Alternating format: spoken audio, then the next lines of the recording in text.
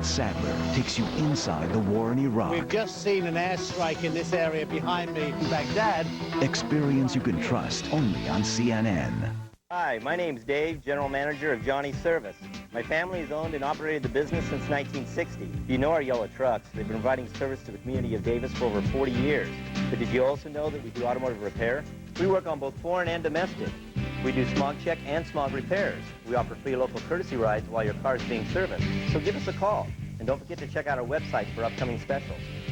Mention this ad and receive a $44 smog for most domestic and Asian cars. Must have a DMV renewal notice. Great California living begins with Sacramento Lumber Company, where we specialize in red cedar and environmentally sensitive new growth redwood. We also have unbeatable prices day in and day out with vast deliveries. Why would you want to get bogged down in the chain store runaround when you can save on decking, fencing, and patio covers at Sacramento Lumber Company, the professional's choice for redwood and cedar? Call 800-838-WOOD to save money today, or stop by Sacramento Lumber Company at 3050 West Capitol Avenue, West Sacramento. CNN, the most trusted name in news. Hello, I'm Frederica Whitfield in the CNN newsroom. Here's what's happening at this hour. The battle for Baghdad is taking a toll on some non-military targets. This is video of damage done to a residential area near the airport. Residents say stray bombs and rockets landed on their homes. The U.S. military says it goes to great lengths to avoid hitting civilians. In Basra, U.S. troops found and destroyed more than 20 Iraqi grenades in a bunker. American and British intelligence believe the Iraqis have stashed weapons through Basra for use on any coalition advance. There are pictures and dramatic new details of the rescue of Jessica Lynch, revealing she hid under her bedsheet when U.S. Special Forces burst into an Iraqi hospital to rescue her. CENTCOM says as she was being whisked away, Lynch told one rescuer, quote, "Please don't let anyone leave me." In other news, a Washington Post report is revealing new insight into D.C. sniper suspect Lee Boyd Malveaux. It says Malveaux bragged about his shooting ability and taunted investigators, saying he shot some victims in the head for horrific effect. The Post story was based on partial transcripts of Malveau's taped remarks to investigators. Well, it's down to the finalists in the NCAA championship. The Kansas Jayhawks conquered the Marquette Golden Eagles by 33 points. In the other Final Four match tonight, Syracuse defeated the Texas Longhorns 95-84. The Kansas Jayhawks and the Syracuse Orangemen will face off for the NCAA championship title on Monday. And those are the headlines at this hour. Now back to coverage of war in Iraq with Anderson. Frederica, thanks very much. As Jessica Lynch's family flies to a joyful reunion, other families in communities across America are shedding tears for loved ones who made the ultimate sacrifice in the war against Iraq. War is grim and ugly, and not without cost. Today is a day of remembering with honor Marine Lance Corporal Eric Orlovsky.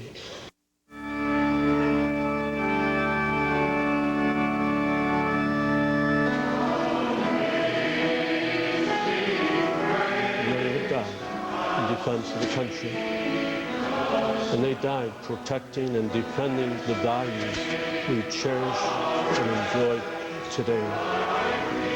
But freedom does cost. It was the worst part for them. They got really tired of waiting and worrying and everything, but now she's going to be coming home. She will not be forgotten, and it gives us comfort to know that she is at peace right now. We are very proud of Lori. Our family is very proud of her. She is our hero.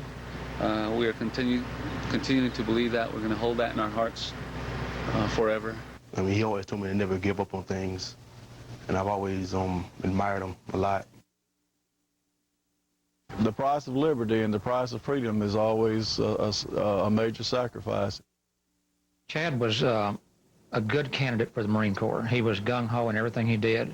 He gave 100%. He's the kind of kid you like to have around because he was full of energy.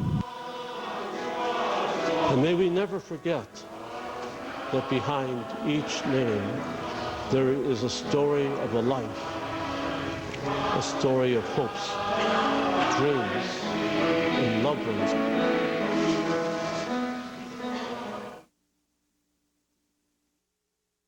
This is crabgrass. I don't want to see crabgrass in my lawn. My wife actually hates crabgrass. Nobody would want this in their lawn. We put down Scott's turf builder with Halts in the early spring. That's the only thing I ever use. Scott's puts this protective barrier over the lawn. And it stops the crabgrass from germinating. See how nice and thick that is? Feels like the carpet inside my house. Well, I've used the cheap brands, and it's like anything else. You get what you pay for. Steve doesn't have any crabgrass, which makes him a good human being, basically. Turf builder with Halts. The best defense against crabgrass.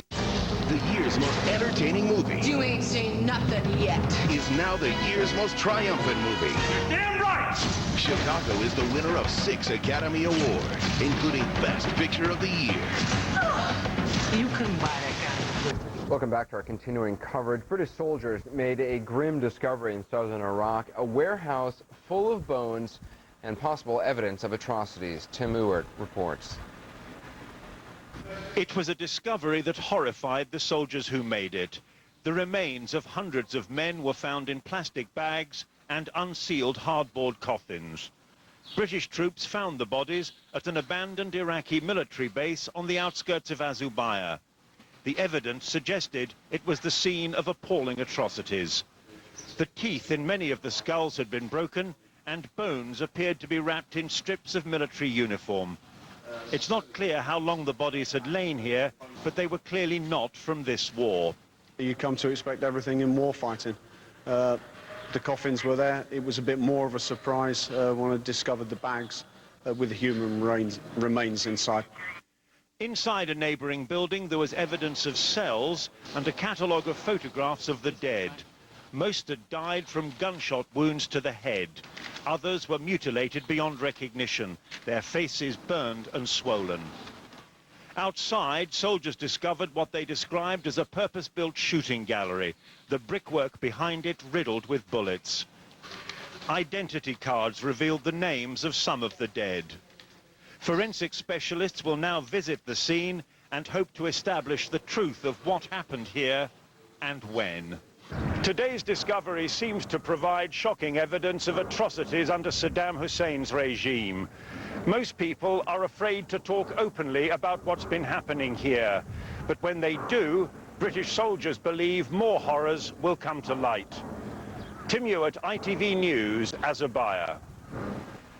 Well, the Republican Guard was touted as the muscle of Iraq's military, but after U.S. forces burst into Baghdad, there were doubts about their ability and their strength and, frankly, their whereabouts. Joining us to talk about the reality of the Republican Guard is Martin Navius, defense analyst for the Center of Strategic Studies at King's College in London. Martin, thanks very much for being with us. There had been so much talk ahead of time about this wall of steel. If anything, it turned out to be a wall of steel wool, relatively easy to move through for coalition forces. What happened? Well, the Republican Guard appears to have fought. Unfortunately for them, their ability to fight against American and British forces is not that great. We do know from the last war, from the 1991 war, that the Republican Guard will not just give up. North of Basra in 1991, they stood and fought, and they appear to have stood and fought again when they've encountered the Marines and the 3rd Infantry Division. Unfortunately, despite their best efforts, they appear to have been outclassed, and a large amount of them have been destroyed either by bombing or ground combat, and some have fled back into the city. Nevertheless, I don't think we should write them off, because while they may not be able to fight at divisional level or even at a lower brigade level, if they are dispersed amongst the cities, amongst the civilian population, and if they are able to act together with a special Republican Guard, that's another elite force that sits in Baghdad, they may be able to put up resistance, not at the brigade or divisional level, but at the individual level. There has been talk, mainly from Iraq's information minister, about that this is all part of some sort of strategy of sucking the coalition forces into the cities. Do you buy any of that? I think there is some truth to that. The Iraqis said before the war that they will fight this battle in the city. The question is how coordinated they are, how effective they are going to be. Now, yesterday we saw a probe by American tanks into the city. There was a response. The Iraqis did resist. There were American casualties, but basically the Americans moved forward from the southeast and moved to the west, generally unimpeded. And the Americans have indicated that they will do this again. I believe that there are enough people in Baghdad amongst the Republican Guard, the Special Republican Guard, the Special Security Organization, and the various militia groups to put up a bit of a fight. In an urban environment, it is possible even for troops that aren't coordinated, aren't functioning effectively as a military unit, to stand their ground and to cause casualties. The Republican Guard have demonstrated that they will stand their ground and in certain circumstances will fight. They are desperate people. Many of them are linked to the regime. Many of them know that if the regime goes down, they will go down with it. And many of them, though it may be surprising to us, believe that they can force the United States and its British allies to withdraw from Iraq. And that is because they do seem to hold the view that if they can cause casualties to the Allied forces will withdraw. So when you put all those factors together, you reach a conclusion that there is still some fighting ahead with the Republican Guard. Do you think that still holds true if Saddam Hussein, if Uday Hussein, if Qusay Hussein are eliminated from the picture? Yes, I still think it does. Obviously, if we can remove Saddam Hussein and his main supporters, and that fact becomes known to his Iraqi supporters throughout the country, then many of them will give up, many of them will melt away. But don't forget, we are talking about tens of thousands of people, many of them who are not only fighting for the regime, but fighting for their own more narrower fiefdoms. They have their own problems, they've cut their own deals domestically within various cities and in various suburbs of Baghdad and Tikrit, and many of them will continue to fight. But obviously, if we can deal with Saddam directly, and if we can make it clear that we have dealt with him, that he's been neutralized, killed, or otherwise been forced to flee, then again another level of the Republican Guard and Special Republican Guard will melt away. But then again, I still believe that some will remain and some will fight, and they will have to be cleared out in the context of an urban campaign. And that we shall see. Martin Navius, appreciate you joining us. It was interesting. Thanks very much. Coming up on our continuing coverage, the Gray Knights. Our Kira Phillips joins the high-tech heroes who keep the skies over Baghdad friendly.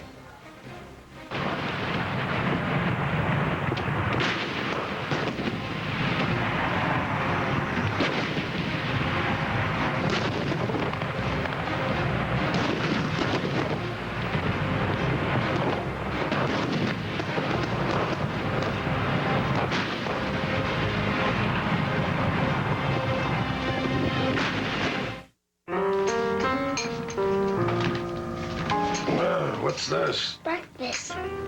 It's kind of early, buddy. You guys need to take some cholesterol off of you.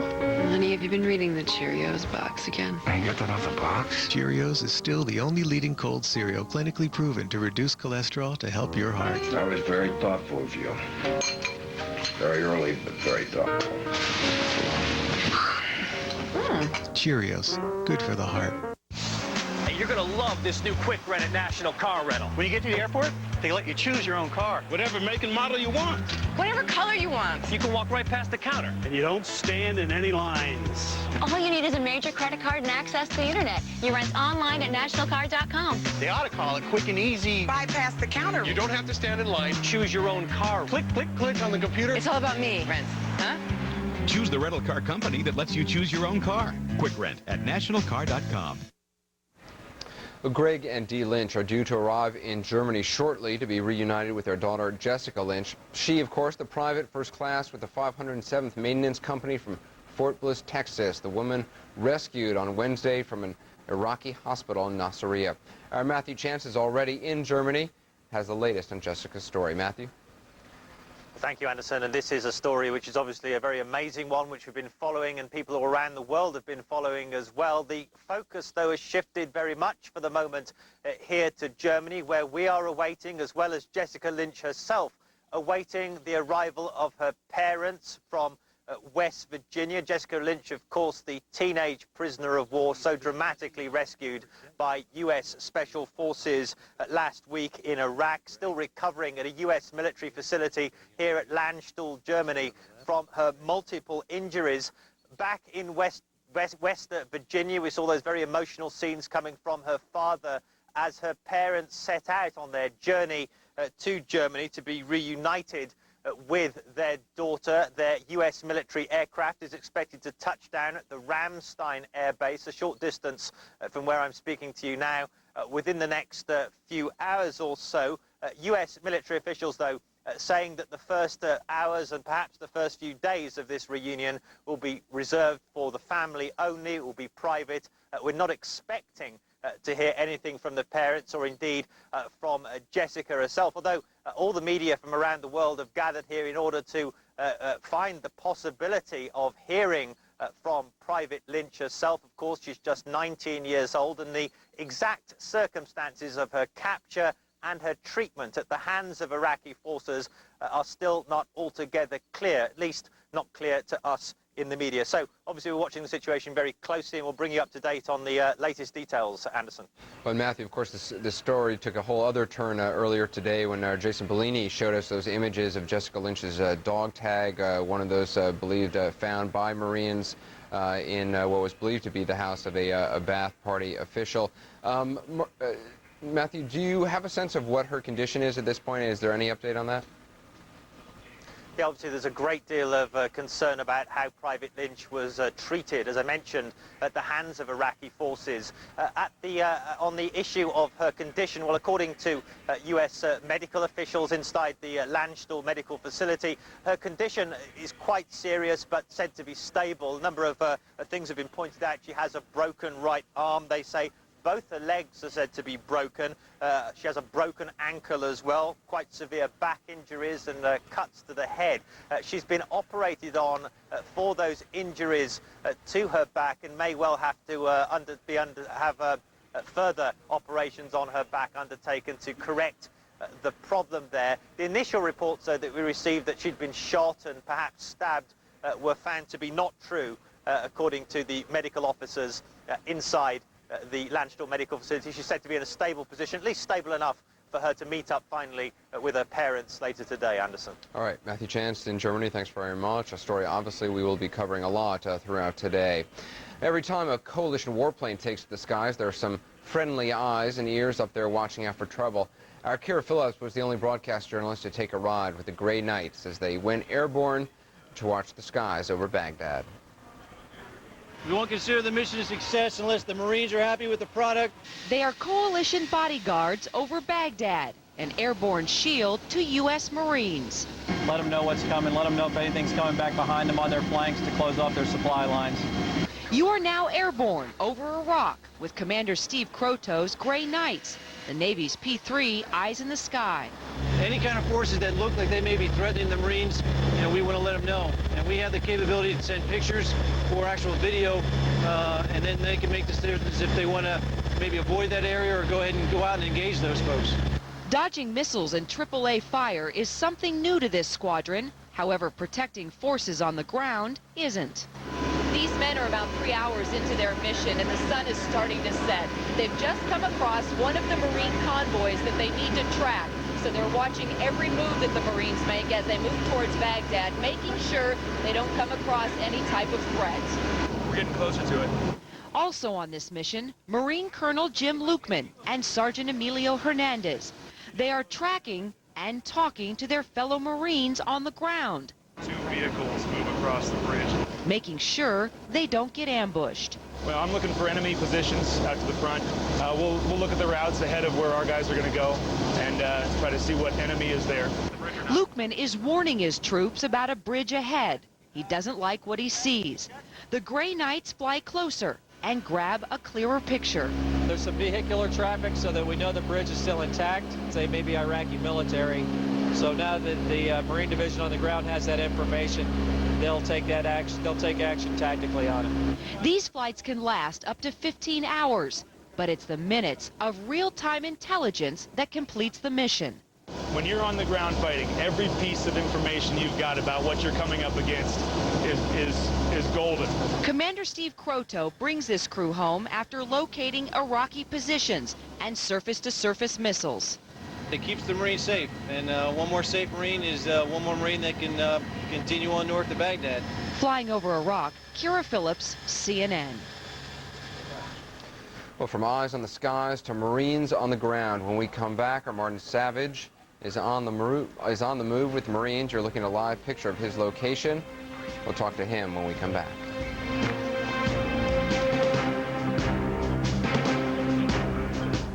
Alessio Vinci takes you inside the war in Iraq. The checkpoint faked a surrender. Experience you can trust only on CNN. I will not be afraid of the dark.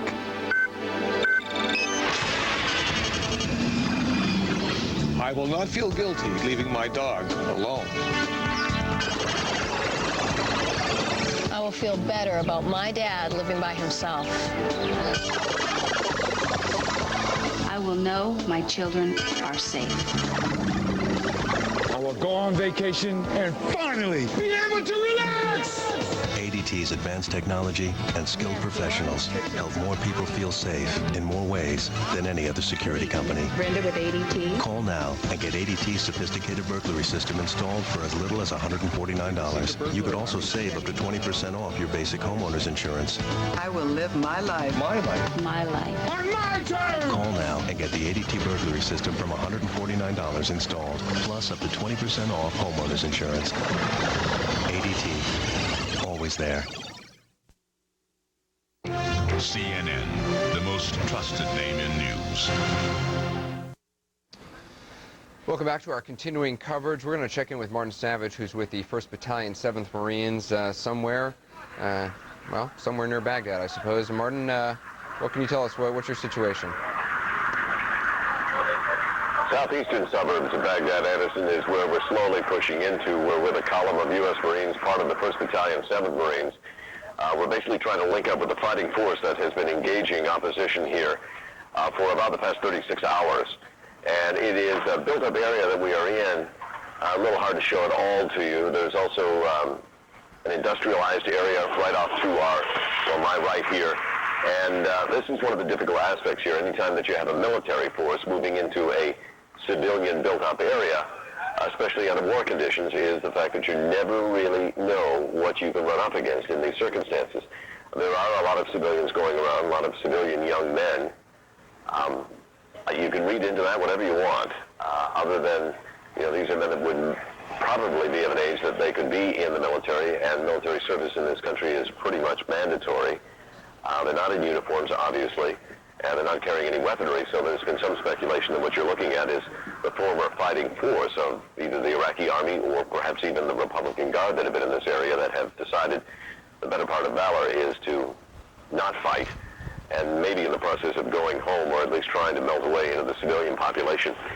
In the background, occasionally, now and then, we hear the sounds of explosions. Could be aircraft coming in, hitting opportunistic targets. Last night, heavy barrages of Marine artillery fire going out in support of Marine operations that were taking place overnight.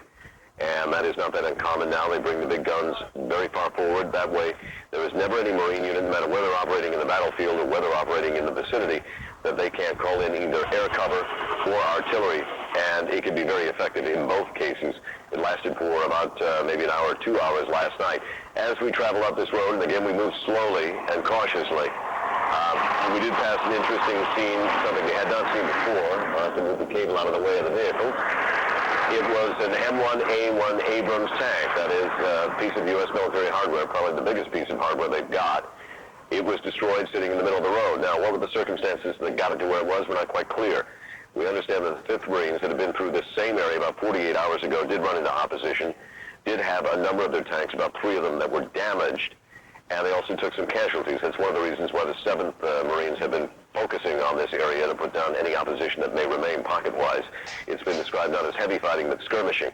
Anyway, how did that tank get destroyed? Well, possible that it was hit by an RPG. An RPG would not normally destroy a tank, but that it caught fire, and as a result of that, burned and was abandoned. Or the other prospect is that it was damaged in such a way that it could not move forward, and thereby the Marines did not want to leave it behind so that it could be used by someone else. So they used their own incendiary grenades and set it afire and destroy it that way. So it's just the first time we have seen such a tank from the U.S. hardware that have been destroyed. And again, we're still trying to ascertain if there were casualties involved in that. So the progress is slow, but it's determined, and it is still heading from the southeast towards Baghdad with no designs to stop or hold for any reason other than trying to make sure it's safe before moving forward. Anderson? Well, Martin, that actually brings me to my next question, which is looking from the picture, looking at the road behind you, the road seems relatively open. I know it's the sort of slow, methodical move. It seems you go and then you stop. Why do you stop? You know, it's not like there's a traffic jam from just what I'm seeing of the road behind you. Do you have a sense of why things start and stop and how it works? No, not often. I do not have that sense. It's not always clear. Obviously, there is a big picture that is being focused upon. Some elements are pushed forward because there are needs or whatever they have, whether it be firepower, supply, or capability. We step to the side of the road to let them pass. Other times it can be logistics issues. Maybe the 1st Battalion, 7th Marines, the fighting force up forward, is engaged in something, and that it is not quite safe or not quite possible for us to move forward and link up with them. Oftentimes when you pull to the side of the road, it is a mystery as to why, as to how long, and when you're going to be moving again. You simply sort of go with the flow. But these are tense times when you do stop, because clearly there are plenty of places if someone wanted to ambush you, they could, which is why they push out security here, which is why things tend to be, on the surface, looking calm, but behind the scenes tense. Anderson? The group you're with, the 1st Battalion, 7th Marines, just give me a sense, both for you personally and the Marines you're with, how much sleep have you all been getting, the food supply, water, stuff like that? How is sort of the quality of life, if you will? Well, the most meagerest thing you'll find is probably sleep. Marines capture sleep whenever they can. If it's during the daytime, during a long pause, they'll take cat naps then. Obviously, you still have the main body of the security force that is out. They take it in shifts. And then at night, we got a couple of hours last night. It was disturbed by heavy artillery that was going up directly behind us, so there's no way to sort of blank that out of your mind. It was very, very loud, shook the ground. As far as supplies, no problem there. Plenty of food, plenty of water. Usually the convoys you see coming by are supplied on their own right, and we are part of the supply convoy, so there has been no shortage, no indication that there is any interruption from the flow of material coming up from northern Kuwait. There are helicopter bases that are established all along the route, so there is also aviation assets that bring in supplies if need be. But there has been no disruption that we have witnessed. Never been without water, never been without plenty of food, never been without ammunition, never been without the essentials to keep driving forward. So the fact that the Marines have pulled it off, and never before have they operated so far from shore, is quite a significant tribute, not to the fighting force, but that other very important force, logistics. Yeah, I was just reading some figures before we talked, Martin. The supply line now stretches some 350 miles from Kuwait to Baghdad, a space, the distance roughly between Los Angeles and San Francisco, some 2,500 vehicles, supply-related vehicles on the road at any one time. Just a remarkable supply story, and as you said, not as glamorous perhaps, but as necessary as anything else out there. Martin Savage, going to let you go with 1st Battalion, 7th Marines. We'll try to check in with you a little bit later on. And as we come to the top of this hour, we want to take a few minutes now to look back over some of the highlights from our embedded correspondents' reporting of the day, whether it was the push into Baghdad, calling in airstrikes in the north, or detonating Iraqi munitions in the south. It was a very busy day. We begin with Walter Rogers with the Army's 3rd 7th Cavalry. One senior officer in the United States Army was quoted as saying, "We have the Iraqis rocking backwards on their heels."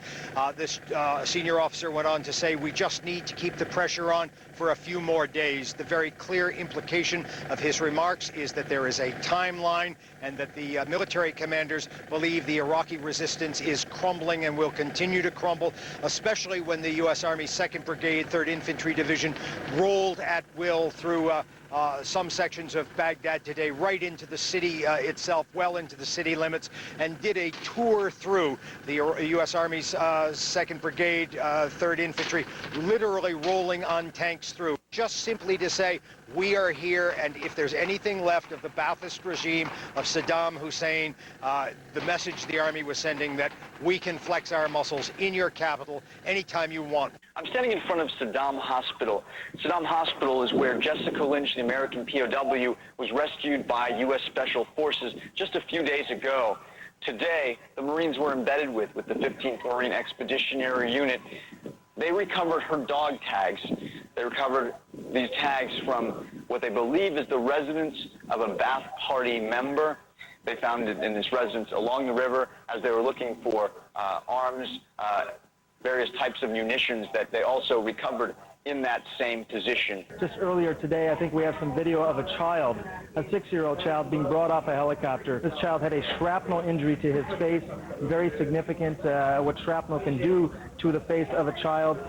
He was having difficulty breathing. The doctors here put an airway, and actually the life of the child was saved. He was then medevaced back to another hospital. There are no neurosurgeons here, Leon, and you know that that's what I do for a living, and certainly a couple of patients came in with significant head injuries from bullet wounds. The doctors here who I've developed a good rapport with asked me if I would come and help out, and I thought that medically and morally that was the right thing to do.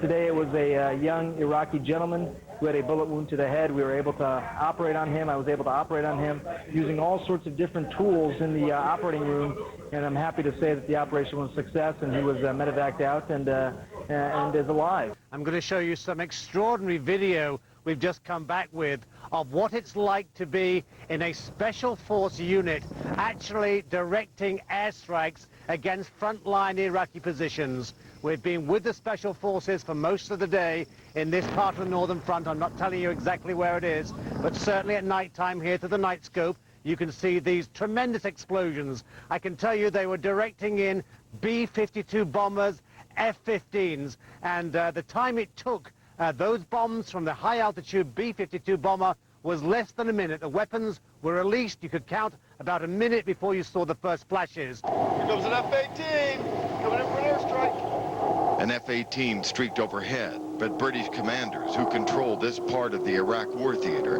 did not give the order for it to attack. Back at the checkpoint in Basra, where traffic and war intersected, more than 20 Iraqi rocket-propelled grenades were discovered in a bunker. The order was given to destroy them. All right, let's tape it up on the deck board. American and British intelligence believe Iraqi units have stashed weapons throughout Basra for use against any coalition advance. It would soon be dark. The Iraqi mortar team was still at large, so the SF team wasted no time preparing their explosive charge.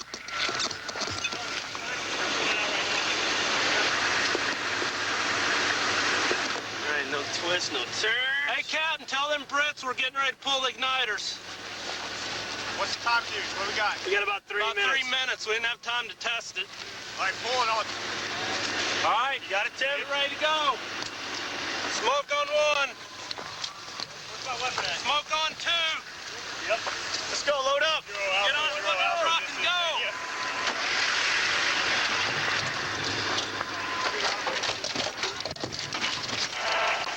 Roger, you're advised. We have friendlies all over. I need you to positively identify. In the race to get away from the impending detonation, our driver avoided running over an unexploded mortar. A British armored vehicle did not. It was disabled. The dark cloud in the distance marked its location. Then, a second detonation, the Iraqi arms cache.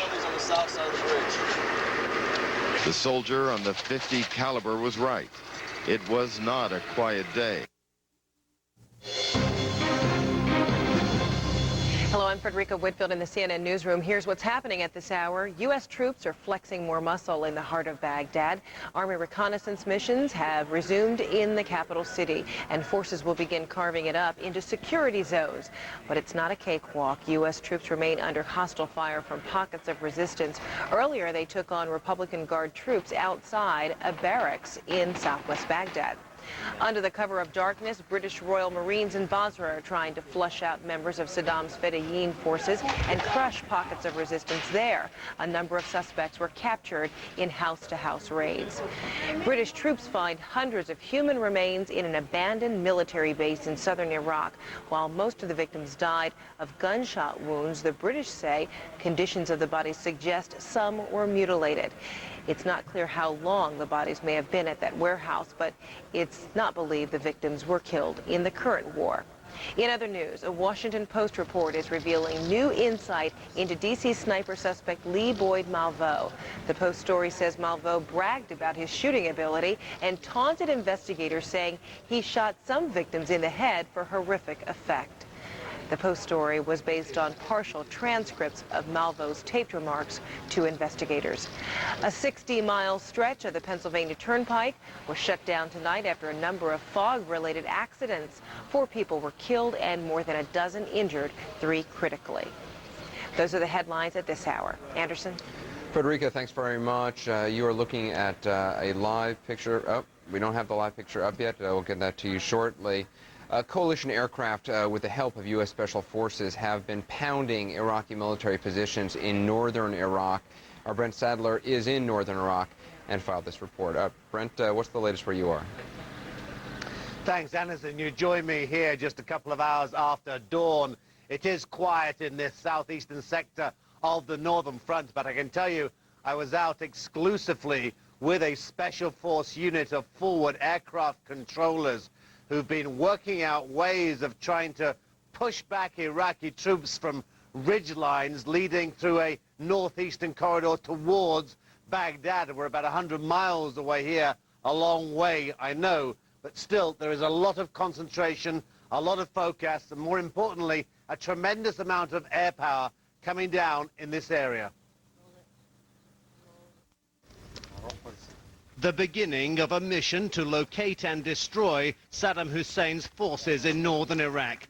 Lightly armed but confident Iraqi Kurds combine their raw battlefield skills with high-tech American air power, power that will soon be used by these U.S. Special Forces, preparing the ground for a carefully calculated kill. The Kurds and their American allies are gunning for the Iraqi regime in any way they can. Baghdad is 100 miles south of here. This route blocked by Iraqi army soldiers manning this ridgeline. The Iraqi Kurds have been biding their time here, awaiting the U.S. military's next move. Iraqi or... Iraqi, no. Now helping them figure out the lay of the land. This is soldier Saddam Hussein. This Kurdish fighter says he knows the terrain like the back of his hand and maps out positions for his American allies with a small mosaic of stones. The sun is setting. There are reports of Iraqi tank movements, and U.S. strike aircraft will be operating in this vicinity shortly. If Special Forces can help locate targets and coordinate with close air support, there'll be bombing runs. These forward air controllers bristle with antennas. They call in America's birds of prey with calm and precision. And the unmistakable trail of a B-52 bomber, armed and ready to strike. Circling warplanes, hunting their quarry. But ground and air find it difficult to get a fix on camouflage-covered targets. It's just so hazy right now, too. Yeah. Well, I'll tell you what, that one right there that I'm looking at looks like that's a net over top of that damn thing. Patience is a virtue sometimes. If Tom has comms with the birds, just have them do a flyover and see what they think. The first birds draw a blank, but others are on the way. About, right now, about 15 minutes. Then if that one don't come, another one's coming, and a B-52's on top. Okay. And this time, their targets are confirmed. We're cleared hot. Stand by. Impact 25 seconds. 45 seconds. Russ, take the right one. Right there. An F-15 releases a 500-pound bomb on demand. Yeah. It's close to the target, but not close enough. It is the end of the day, but the attacks have just begun. The Iraqi lines appear to fire back. Hey, we saw flashes behind the mountain. You might want to get down. Orders are obeyed by one and all, until more bombs fall. That flash is the detonation of 7 500-pound bombs dropped from a high-altitude B-52 bomber. That's what they sound like. Nice. Nice. That looks good. That looks like it took out. You want to shift it? Yeah, shift it down. East. East. 4 or 5 degrees. I shifted down, right down that line. So this is our next target and that target. We always target one at. Yeah. Oh yeah, that would look good on one. And another Iraqi military target goes up in flames.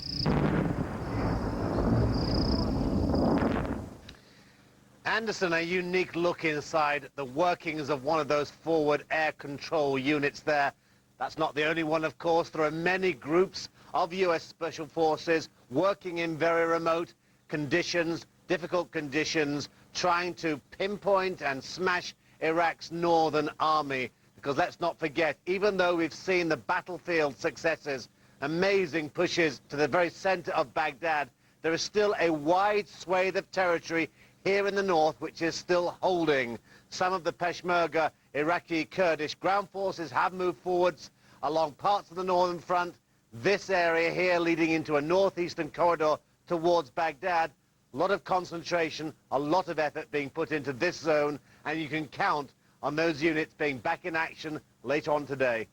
Back to you, Anderson. Brent, just a remarkable piece there and a remarkable experience, I'm sure it was. Just looking at that, if you didn't know what was happening on the other side where those explosions were occurring, it's almost like a family watching a 4th of July fireworks. There were oohs and ahs at the explosions.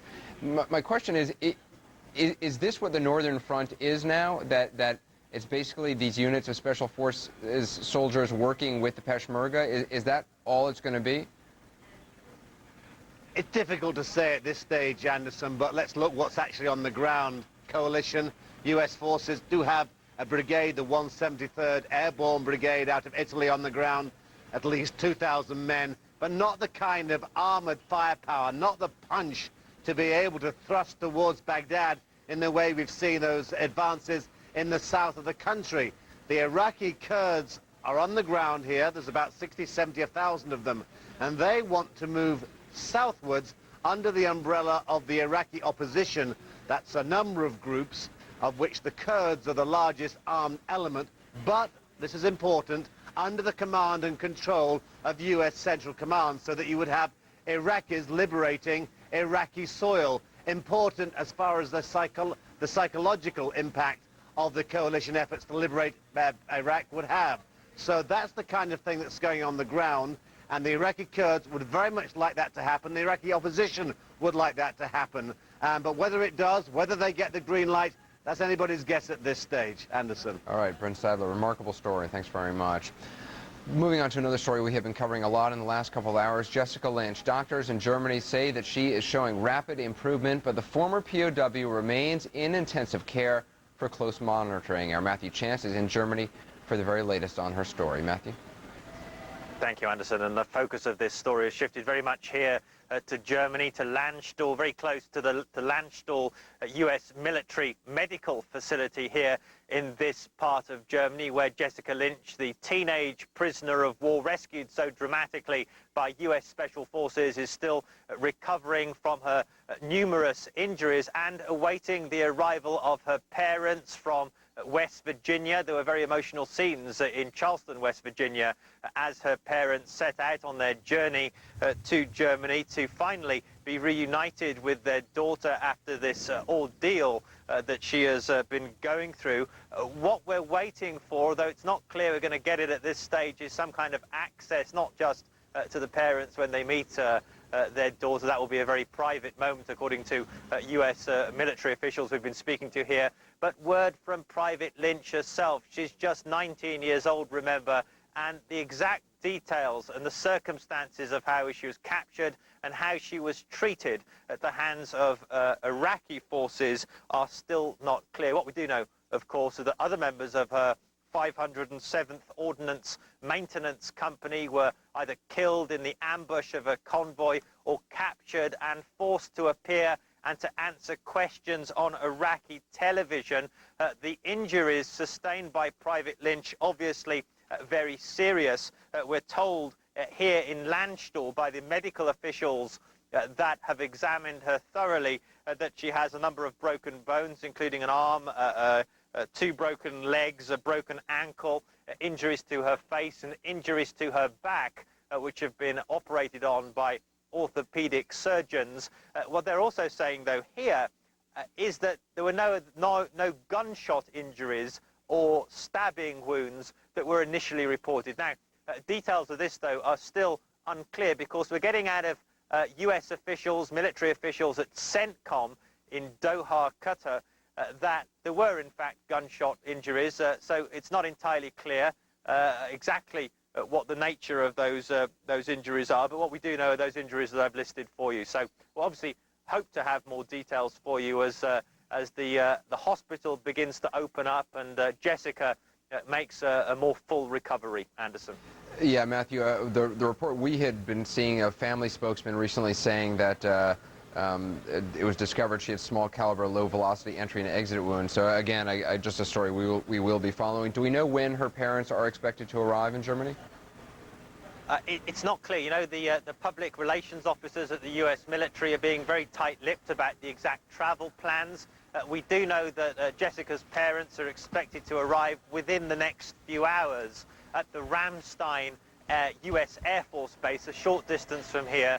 From there, they'll be taken either by road or by helicopter to the Landstuhl medical facility, which is just a few miles away from Ramstein, where there will be that first reunion, Anderson. All right, Matthew, and obviously CNN will bring as much of this to you live as possible. Right now, we're going to join our Reem Brahimi in Amman, Jordan, with the latest details on the situation, as far as we can tell, in Baghdad. Reem, good morning. Iraqi TV.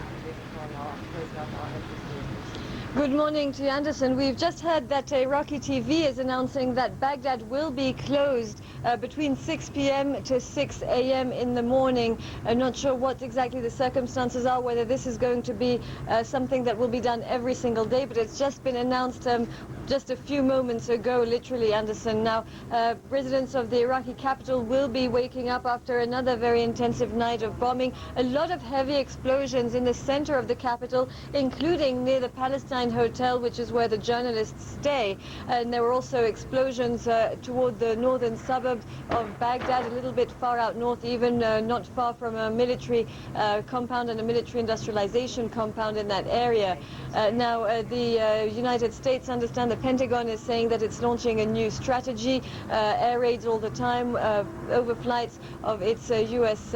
planes to protect the U.S. troops that are posted now at the airport and that conduct probes like they did yesterday into the Iraqi capital. That said, I spoke to some people in Baghdad, and sources there tell us that nobody so far has seen U.S. troops inside the Iraqi capital. What they did see were a few battles on the highway leading to the airport, but that's about it. Of course, the people are very confused. A lot of people are trying to leave the Iraqi capital, Anderson, and there's also so many conflicting reports between what the Iraqi media are telling them and what the government are telling them, that the airport is still in the hands of the Iraqis and that they slaughtered a lot of U.S. troops, whereas they're also hearing reports on the international radio stations to the contrary. Yes. So a lot of people are very worried about this street-to-street fighting, about the house-to-house battles that they think may come along as a result of the U.S. entering Baghdad.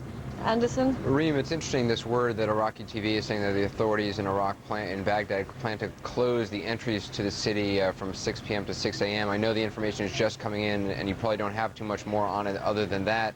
Do you get the sense, though, that that is to keep people from trying to leave, or simply to try to limit people? I'm sorry, I've lost IFB, Anderson. The sense I get just generally from that decision is that, well, it looks like some sort of curfew, really. And everybody's been wondering for a while now when and if the Iraqi authorities were going to close the Iraqi capital at one point. People may have expected that to happen earlier, and there were always rumors and reports of Iraqi authorities not allowing Iraqis to leave Baghdad or not allowing people to come in from the outside. Well, I think now maybe was the moment when they estimated that it was the right time for them to actually take those dispositions. Of course, the main question here is how are they going to be able to control the entry points of Baghdad if one of them, for instance, just that highway between the airport and the Iraqi capital is not totally secured by anybody. There's still fighting there. There's a northern entrance to Baghdad that I understand had been blocked by the Iraqi authorities, and that seems to have been opened as well. A lot of questions there, Anderson. All right, Reem Brahimi, live in Mount Jordan, thanks very much. We are going to check in right now with Kathleen Koch, who is at the Pentagon, for an update on the battle for Baghdad, as well as this new information that has just come in. Kathleen, what do you know? Well, Anderson, at this point, we haven't yet been able to check this out with our Pentagon sources, but clearly at this point, the only foray on the ground that the U.S. has made into the Iraqi capital was during daylight hours. So this sort of curfew from 6 p.m. until 6 a.m. would clearly not affect their operations in downtown Baghdad. Now, obviously, one would wonder how will they enforce it, as Raheem was pointing out. Clearly, if U.S. tanks and Bradley fighting vehicles want to go through an intersection and there is a Republican guard sitting there in some sort of a vehicle, he's not going to be able to stop them. So I think that the Pentagon, when we run this by them, will clearly say that this is not going to impact what they're calling these pinpoint operations that they plan to continue into the heart of the city. This not only, obviously, to scope out Iraqi forces and any potential armaments that they might have hidden in various sections of the city, but also to send the psychological message, and a very important one, they believe, to the Iraqi regime, that the U.S. can operate with impunity anywhere in the capital. Anderson, also another thing that will be continuing here, very important in the battle for Baghdad, is aerial bombardments. There were more strikes early Sunday morning in the central part of Baghdad in the Iraqi capital, and the U.S. military is going to be trying a new tactic, and that is keeping U.S. warplanes in the air, at least 2 of them 24/7 in the skies over Baghdad. Those aircraft are going to be providing close ground support or close air support for U.S. troops on the ground, have the ability to call in, if need be, at least 6 others of A-10s, F-16s to support those forces on the ground. Now, CENTCOM has been hearing these predictions from U.S. Commanders on the ground that they believe this could be wrapped up in the next few days, but they're downplaying that. Victory will come. Of that, there is no doubt. But this fight is far from over. As we have said, we've been able to move into the area of Baghdad City. As you look at the map of Iraq, you'll note that there are many other parts of the country where we have not yet taken control of enemy forces in that region, and so the fight will continue. The fight is far from finished in Baghdad. The general in charge of the coalition's Air Force in Iraq is reporting that now U.S. forces from the air are no longer spotting any large divisions of the Iraqi Republican Guard, only very small scattered groups. Another question that was put to Lieutenant General Michael Mosley was, why has the U.S. had so little success in knocking Iraqi television off the air? And he said, well, we'd rather avoid civilian casualties and just put up with it intermittently popping back up. Anderson. All right, Kathleen Koch live at the Pentagon. Thanks very much. Coming up, when it comes to the status of the war, Iraq says one thing, the coalition says another. Who do you believe? When we come back, the different messages you get depending on where you sit. Stay with us.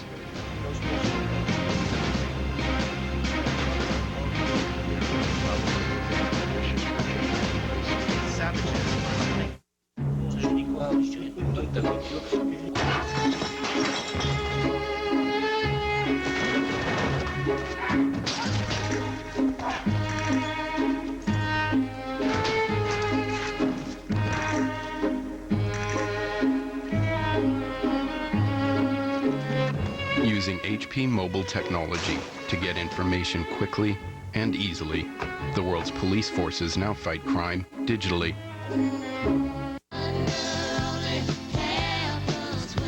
very best of Fleetwood Mac. Now, the best songs from one of the world's greatest bands on one incredible collection. The very best of Fleetwood Mac 2 CD collection features songs from 3 decades of their brilliant career. The very best of Fleetwood Mac is the ultimate collection. Well, when it comes to official war news, it is not the win, they say, but the spin. According to some, here's a look at how a single event can be interpreted in different ways. Depending on where you sit, what you watch, and whom you listen to, it seems 2 very different wars are going on. Forces moved to the west, initially creating a force to attack and then secure the Baghdad International Airport. Those forces have completed that operation and now hold the airport secure. We kicked them out, we pulverized them, defeated them in the outside of the airport to the more open area in Abu Ghrair, and we surrounded them in Abu Ghrair. Clearly, someone is lying, and it happens every day. This morning again, CENTCOM announced coalition forces moved into Baghdad. It was, I think, a clear statement of the ability of the coalition forces to move into Baghdad at times and places of their choosing and to establish their presence wherever they need to in the city. The operation was documented by a Western independent news agency. These are the pictures. Might seem hard to deny, but not for the Iraqi information minister. These pictures are not the outskirts of Baghdad. I repeat, these pictures have nothing to do with the city of Baghdad. These are far from Baghdad, at least 30, 40 kilometers away from Baghdad. I just think for the structure. Of course, the propaganda battle is nothing new, as old as war itself, as modern as the media. There are accusations. These are war criminals, and they will be treated like war criminals. God is great, God is great, and let the criminals lose. Vilification. They know that there probably isn't a more vicious regime on the face of the earth today. These savages who are coming out from the caves, such as Bush and his defense secretary Rumsfeld, it is these savages who are threatening humanity and freedom. Each side claims successes. I think the progress could be characterized as nothing short of superb. Today, the tide has turned, and we are destroying them. Each side exhibits its trophies. One blown-up building here, one charred tank there. And in this 24-hour news world, each side holds press conference after press conference to inform, say some, to spin, say others. It's a war of words that, in the end, may matter little.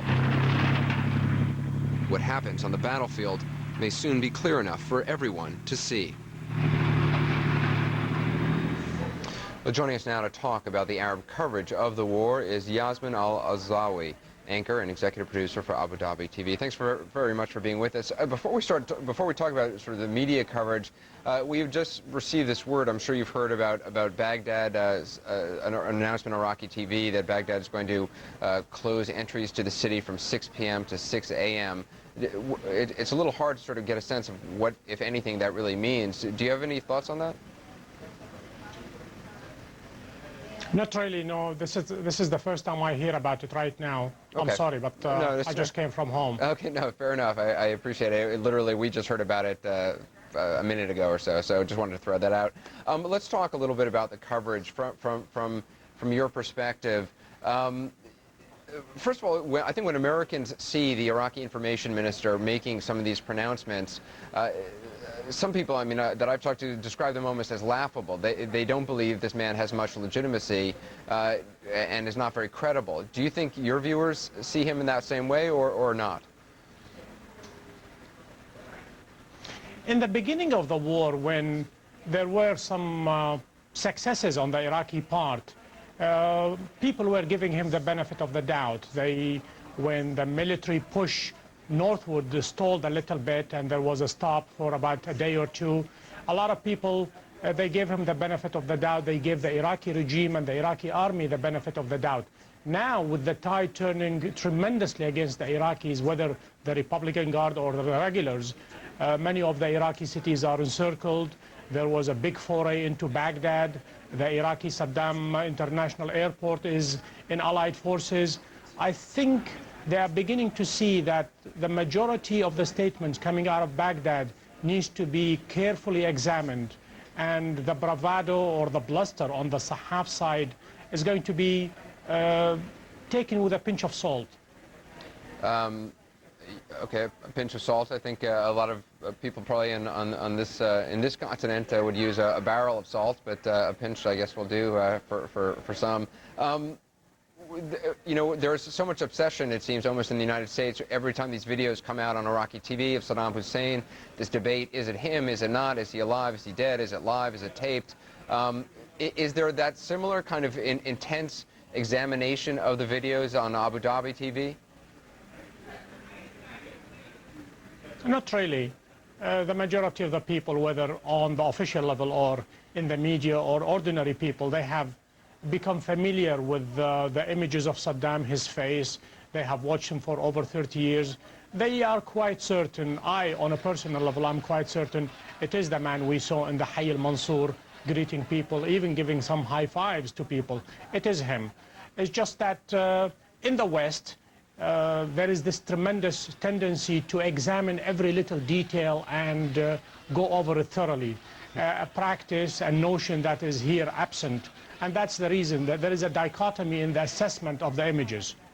I'm interested to know, I don't know how much of American coverage or Western coverage you see of this war, but of what you've seen versus your own coverage, what differences do you notice? Well, people are here, needless to say, Anderson, glued to CNN. They are glued to the BBC and Sky and Fox even. Sometimes we get it here. So there is no lack of information and images and streaming videos, and people are glued to Walter Rogers' video phone reporting from the ground. As far as the differences, one has to be also faithful and clear and say there is a measure, there is perhaps even a tremendous measure of sympathy with the Iraqis, with the Iraqi army. And that has a spillover effect to the stations. For instance, our rival, our sister company, so to speak, Al Jazeera, they use the words invaders when they describe the Allied forces. We here call them as they are, American forces, British forces, and so on. And aside from the terminology, there is emphasis on the humanitarian aspect.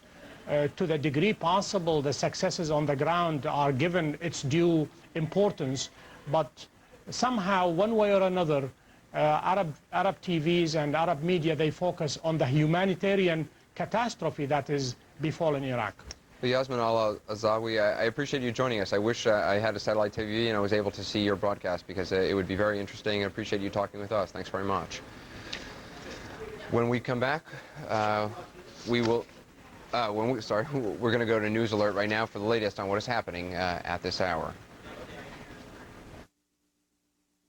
Business travel got you squeezed in? Don't downsize, Amerisize. Get more workspace in a spacious suite for the price of just a hotel room, plus our free bountiful breakfast buffet. AmeriSuites. Don't downsize, Amerisize.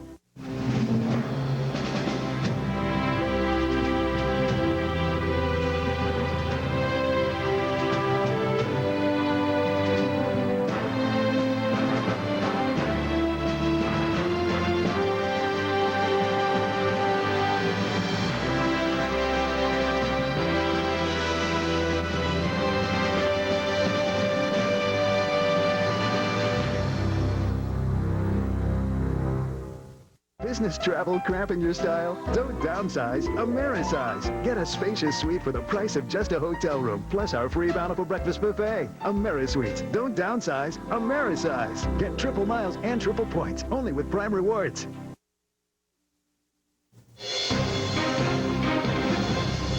Hello, I'm Frederica Whitfield in the CNN newsroom, and here's what's happening at this hour. Iraqi TV is reporting that Iraqi authorities will impose a night travel ban restricting people from exiting Baghdad, and that begins on Sunday night.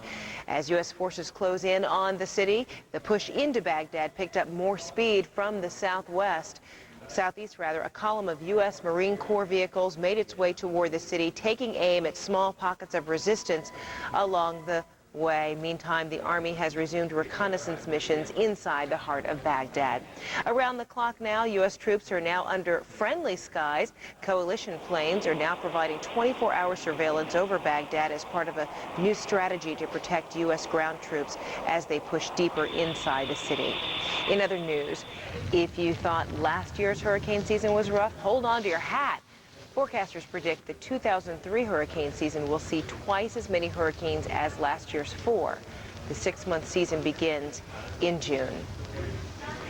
And now there are 2. The Kansas Jayhawks secured a spot in the NCAA championship game by defeating the Marquette Golden Eagles in the other semifinal match, the Final Four.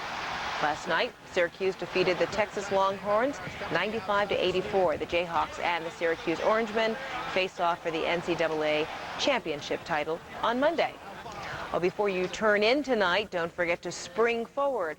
For most Americans, daylight saving returns at 2 a.m. Sunday, and that means you lose an hour of sleep. Those are the headlines for this hour. Now back to Anderson. Frederica, thanks very much. Christopher Dickey is the Middle East regional editor for Newsweek magazine. We just heard from a journalist from Abu Dhabi television. We want to talk to Christopher now. He joins us from Amman, Jordan, with a look at how the Arab world is reacting to the war. Christopher, the coverage you've seen, what big differences jump out at you? Well, the essential difference is if you watch American television and read the American news, what you see is a lot of reporting about victory. If you look at the Arab media, the Arab television, Muslim news, what you see is victims. It's all about that difference between victory and victims. That's the difference in perception, and it's extremely bad news for the future because there is an awful lot of anger out here directed at the United States because of this war. But, you know, we have heard that over and over again about this anger, and we have heard for months before this about an explosion we would see throughout the Arab world. And one of our guests earlier said that, you know, the headline from his perspective was that there has not been this explosion. I talked to this professor from Georgetown University who said that's what he is taking as the headline. Does he know anything about the Middle East? Because these things don't happen from one day to the next. They build over time. If you look at the history of the Israeli invasion of Lebanon in 1982, people were welcoming the Israelis with flowers and with rice, and a year later they were blowing them to smithereens along with the Americans who came into Lebanon. That's the whole history here. It's a history of delayed reactions built on accumulated anger because of the perceived invasion, colonialization, and implicit racism that exists in a lot of these operations, including this one. What about Iraq's information minister? You know, we keep seeing these press conferences and these statements he makes to Al Jazeera now and the like. The people you talk to in Jordan, how do they view his statements? Does he have credibility? Well, it's a mixed bag. First of all, they think he's a buffoon. The way he speaks Arabic is just ridiculous in the eyes of a lot of people. It's sort of amusing. But at the same time, the Iraqi media, the Iraqi information minister have built up a lot of credibility during the course of this war that they didn't have before. I think they're going to lose it now as Baghdad is the direct target. But in the early days, for instance, they kept saying, no, Qasr, that little town that the Americans and British kept fighting over, has not been taken. And day, after hearing first that it was taken, then that it wasn't taken by the Allies, there was a perception that it was probably more reliable to listen to Baghdad television than to the briefings from CENTCOM. And that was certainly the way it was viewed by most Arabs and Muslims in this part of the world. There was a real, as they used to say during Vietnam, credibility gap that's emerged. Over the last couple of days coming out of Amman, Jordan, we had heard a lot of stories about Iraqi nationals, other Arab nationals using Amman, who were planning to go to Baghdad, taking these buses allegedly paid for by the Iraqi regime. Do you still hear that? Is that still going on? Yeah, it's still going on, and in fact in the fighting on the ground in the last few days, American troops have found themselves running up against some of these foreign fighters. I think it's pretty bad news. I don't think it'll change the course of the war, but what you may see is a prolonged low-intensity conflict in Iraq that is used by zealots of different stripes, not only Islamists but Arab nationalists, as a kind of training ground, just the way Bosnia was, just the way Afghanistan was, just the way Chechnya was, for terrorism and terrorists. And I think that also doesn't bode very well for the future. Chris, we're looking at a picture of some women said to be about to undertake jihad. We had the story of this pregnant woman involved in the suicide bombing. Did that surprise you? And if not, why? No, it didn't surprise me. And I think, you know, if you want to know what this occupation is going to be like, or is in danger of becoming, all you need to do is look at the occupation of Gaza and the West Bank by the Israelis. I think that gives us a very good model for what we can expect in Iraq. A population that is sometimes collaborating, sometimes cooperative, but many times angry and sometimes extremely violent, and that can be exploited by extremist elements to create reserves of suicide bombers, of terrorists, and people who will be very hurtful to the United States and its interests over the long run. You don't think there's going to be an outpouring of support at all from Iraqis who, once they realize Saddam Hussein is gone, are going to be happy about that? Oh, I think lots of Iraqis are going to be extremely happy. I think they hate Saddam. And the minute they stop rejoicing about the fact that Saddam is gone, the next question they're going to ask is, when are the Americans going? And I'm not sure that Washington has a very good answer for that question. It certainly hasn't been clear with the American people about that, and I don't think it's been very clear, or is going to be very clear, with the Iraqi people about that. All right, Christopher Dickey, Newsweek, appreciate it. It was interesting talking to you. Good luck to you in Amman, Jordan. When we come back, our coverage continues. The question, what will Saddam do now? Is the end game near? We'll be right back.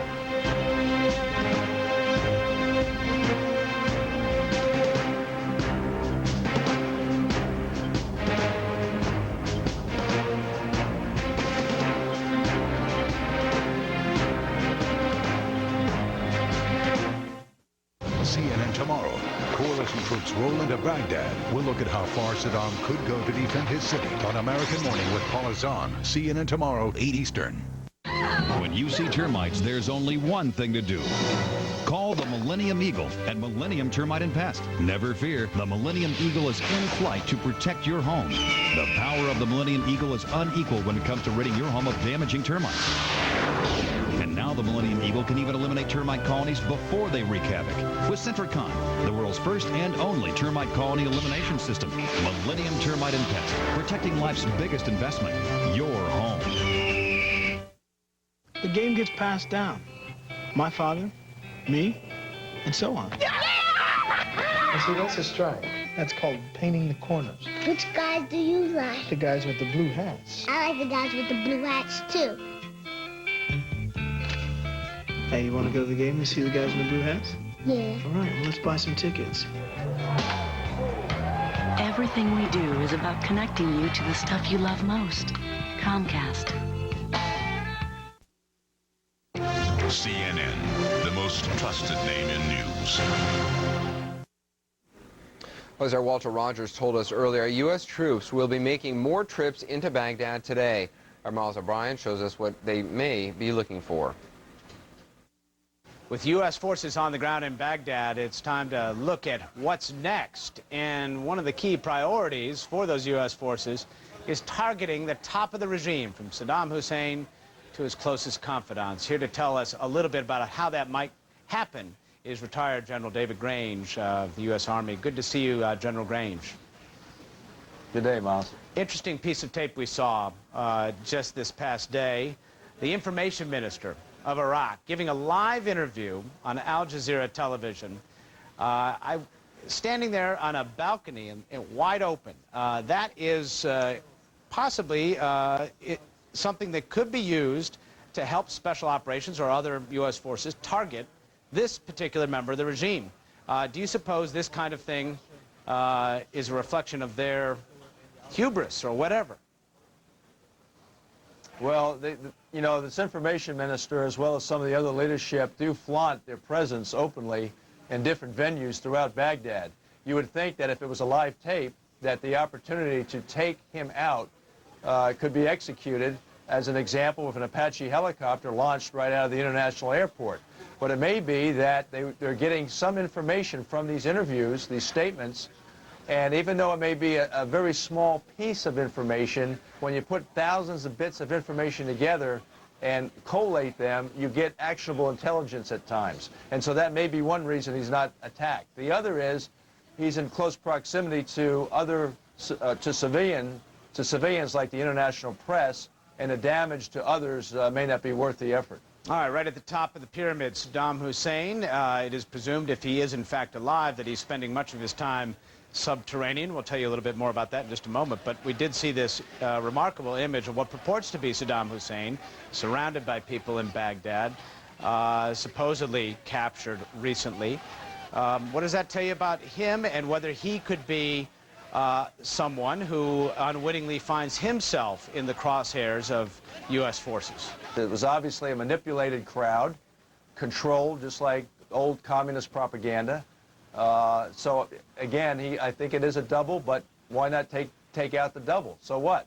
But again, it's a tape, or it's just not a timing. It's a time issue where you can't do it right away, and then that opportunity is gone. All right, let's talk a little bit about this bunker, the subterranean refuge. We've had quite a few Western reports about it. It's a $60 million structure beneath the Republican Palace. And as we zoom in using earthviewer.com onto the Republican Palace, we're told this thing is 5,000 square feet, can hold 60 to 90 people. Literally nuclear-proof if a blast is as close as 650 feet away, built in the early 80s. Let's take you inside briefly with some animation we put together to depict what it might look like. There's the palace, and supposedly at least 100 feet below, sitting on springs to guard against the blast and to protect those inside. This is talk about a hardened target, Dave Grange. How do you go about that if you're trying to identify and get a target inside such a bunker? Well, the primary method, and what we've seen to date, has been airstrikes or from missile launches.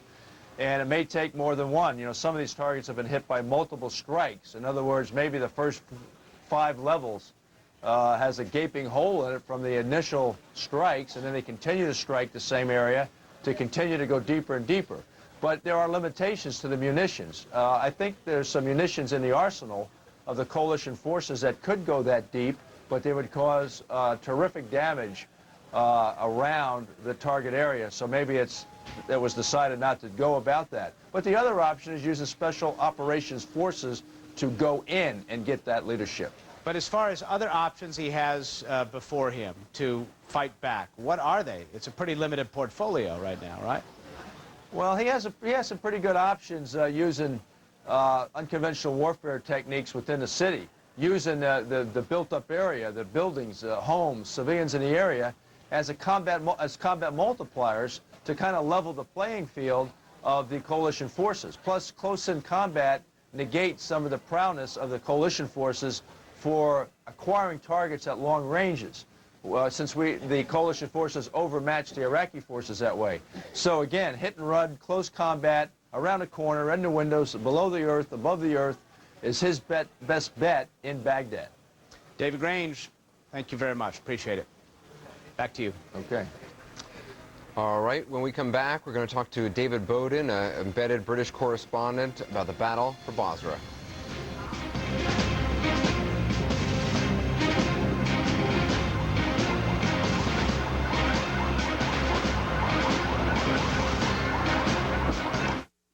Today, HP technology is building efficient miracles, helping access the web wirelessly in coffee houses, and letting citizens talk to their government 24 hours a day.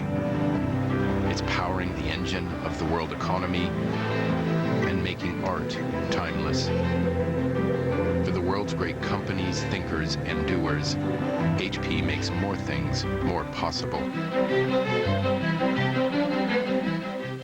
Where do you get your pet's flea, tick, and heartworm medications? Oh, what a hassle.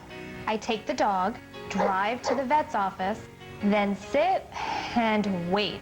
I just call 1-800-PET-MEDS, and my pet's medications are delivered right to my door. Wow, I paid a lot at the vet's office. And I paid a lot less. 1-800-PET-MEDS guarantees the lowest price on all your pet's medications. Order now and receive free shipping. Welcome back. We're going to show you a live picture right now of Baghdad. It is 10:47 a.m. in Baghdad. We heard from Walter Rogers, who is with the 7th Cavalry just a short time ago. Hearing from U.S. military officials that U.S. infantry or other units of the U.S. Military will likely continue to probe, doing reconnaissance missions into the city of Baghdad as they did yesterday. From Baghdad, we want to go to Basra. We want to check in now with David Bowden, a British embedded reporter who we have talked to a lot over the last 2 weeks or so. David, what's the latest where you are? Well, Anderson, slowly but surely, the British forces that surround Basra are chipping away at the central core. I can tell you that overnight, 7th Armoured Brigade went into and secured a chunk of what they call is central Basra. We have Royal Marine Commandos who are encircling certainly the southern parts of the city. I was there with the Queen's Dragoon Guards until late yesterday. We moved to within a couple of miles of the very heart of the city. Certainly the outskirts look something like a ghost town. There are very, very few people around, and those that are heading in the other direction. It looks as if people are getting out of town. It looks as if they've had enough of this particular conflict. And what, of course, will happen is that you will end up, as in many other places, with just a hardcore, a rump of Ba'ath Party sympathizers, supporters of the regime, who will be left to fight it out. But more and more, it looks as if Basra's fate depends on the fate of Baghdad. And I suspect that when and if Baghdad falls, that Basra will not be far behind, because the people down here are not, by and large, regime sympathizers. They are no friends of Saddam Hussein, but they won't rise up against him quite yet because of this ingrained fear of what will happen being the same as 1991, when, of course, the coalition then stopped short of kicking Saddam out and removing the regime, and, of course, left him to then take his time to wreak terrible, terrible revenge on those people who helped the coalition, who was seen to be acquiescing to the coalition invasion that time. So people here very guarded. But I think it's only a matter of time now, and it might not be a very long time before Basra either implodes, the local people rise up and take it for themselves, or in fact the British troops go in and seize the city in its entirety. Yeah, David, no doubt memories are long in Basra, especially given what happened back in 1991.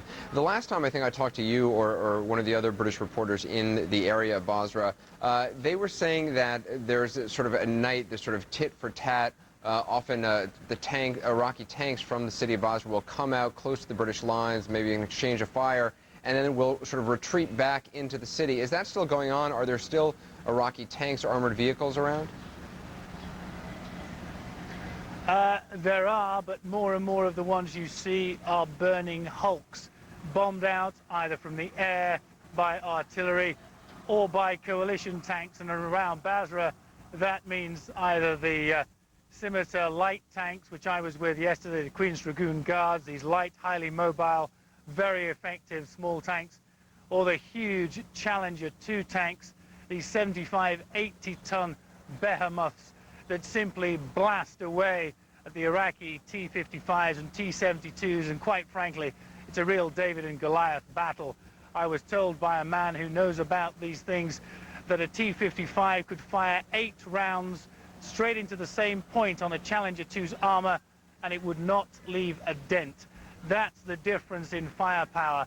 The Challenger 2s simply roll in, blast away, and leave a series of smoldering, smoking hunks of tanks. So fewer and fewer Iraqi tanks around to do their work. There are still 1 or 2. Some of them are dug in, so all you see is a turret. But they, of course, as soon as they're spotted, are bombed from the air, or artillery rounds go in So there's less and less resistance of any organized form.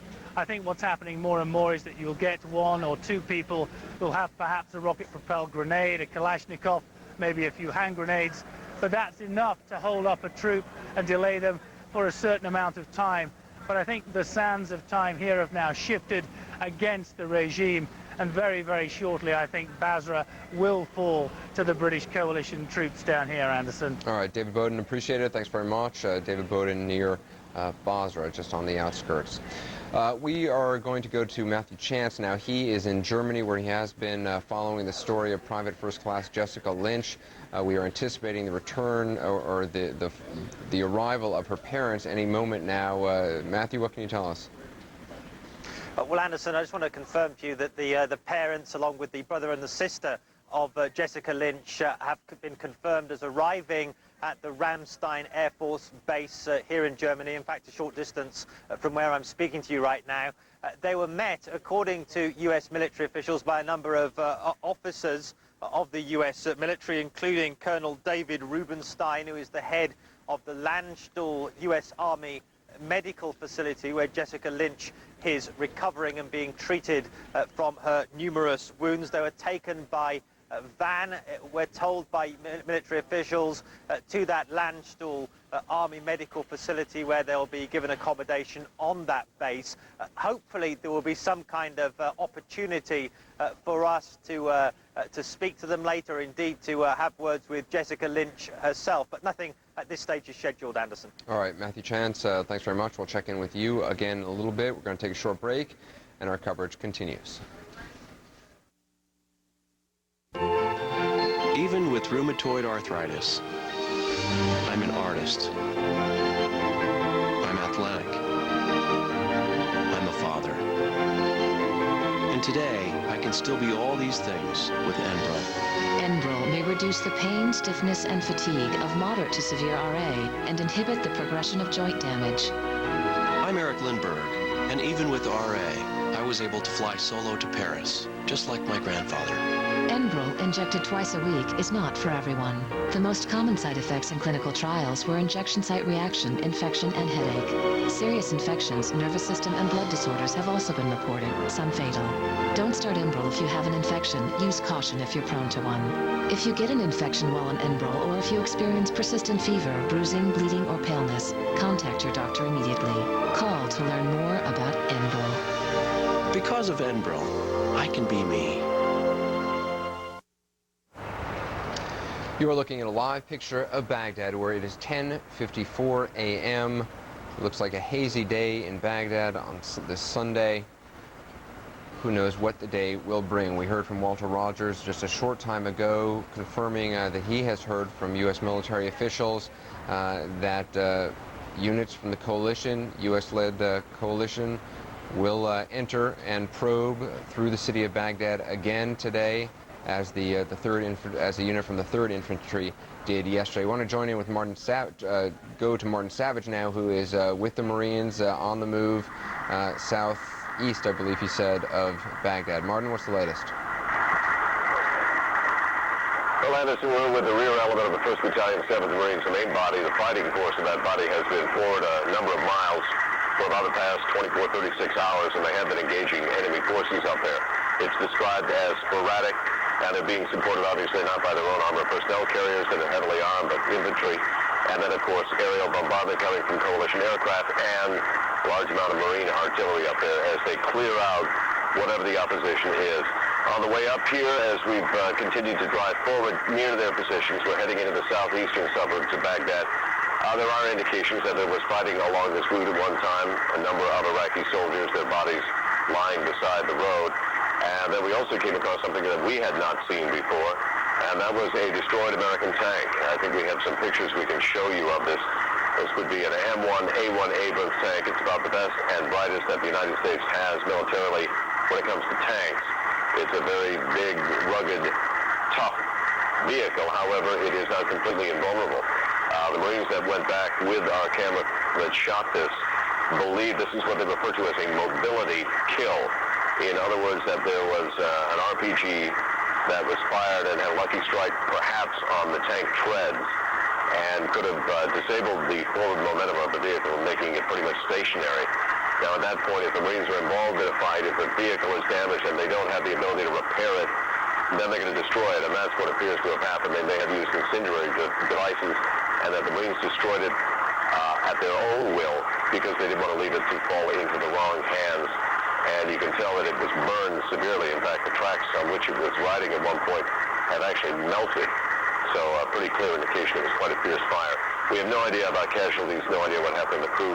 We did hear that 5th Marines had trouble with at least 3 tanks that were hit by RPGs. As for us, we continue to move forward. It's slow, it's cautious. This is a built-up area we're moving into now, and there is still fighting we hear down the road as far as what sounds like airstrikes coming in and the occasional sound of artillery. That may be what is holding up our forward progress. No specific action that we have seen just yet. Anderson? Martin, we only have about 30 seconds left. How concerned are the Marines you're with about the security where they are right now? They're concerned. We were in another area about 2 kilometers down the way. You saw there were a lot of people around there. They got nervous. The Marines don't like to have a lot of civilian population around them. We can see uniforms everywhere discarded on the side of the road, so they're not all just innocent civilians. So we moved up to this area. It's always a top concern, Anderson. All right, Martin Savage, we appreciate you joining us. 1st Battalion Marines. We'll check in with you a little bit later on. Martin Savage, somewhere south of Baghdad, where there is a lot going on today, as Walter Rogers was reporting. There you see the live picture, 10:58 a.m. As Walter Rogers was telling us, it is likely there will be more probes, more reconnaissance missions into the city of Baghdad. That about wraps it up for our coverage tonight. That's about it for me this evening. We're going to go to a short break. Our international coverage continues with CNN International at 2 a.m. Don't forget to set your clocks. Bye-bye. CNN tomorrow. Coalition troops roll into Baghdad. We'll look at how far Saddam could go to defend his city on American Morning with Paula Zahn. CNN tomorrow, 8 Eastern. Investors, are you reeling from the stock market roller coaster? Are you looking for above average returns, and are you willing to take a risk in order to achieve them? Futures and options investing involves substantial risk of loss and is not suitable for everyone. I'm Patrick T. Parker for Barclay Financial. Barclay is a futures and options specialty firm, and we'd like to help you solve the mystery of futures and options investing. Right now, we're making a major recommendation in the energy markets, and specifically heating oil. Energy prices have been on the move. Energy demand has been on the rise. The dollar has been dropping worldwide, and America is at war with terrorism. Could heating oil prices be poised to move higher? We think so. Learn how to position yourself in this exciting market right now. Discover your investment options for the future. Call Barclay Financial right now for a free special market report on heating oil, and as a bonus, we'll send you your choice of a free audio, video, or CD-ROM on options investing. Learn more. Call the toll-free number on your screen right now for your free investors package. Barclay Financial, mystery solved. CNN, the most trusted name in news.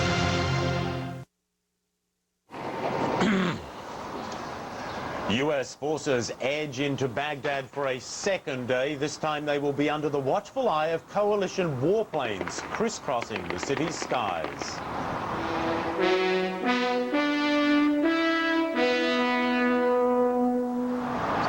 Hello and welcome to you. This is our continuing coverage of the war in Iraq. I'm Michael Holmes in Kuwait City. Anna Naidu will be along shortly from the CNN Center. Let's bring you up to date now on what has been happening. Reuters news service reporting that Iraqi authorities plan to impose a travel ban into and out of Baghdad. It is to run daily from 6 p.m. to 6 a.m. It will begin tonight, Sunday night. It comes in the wake of thousands of people having fled the Iraqi capital in the last couple of days.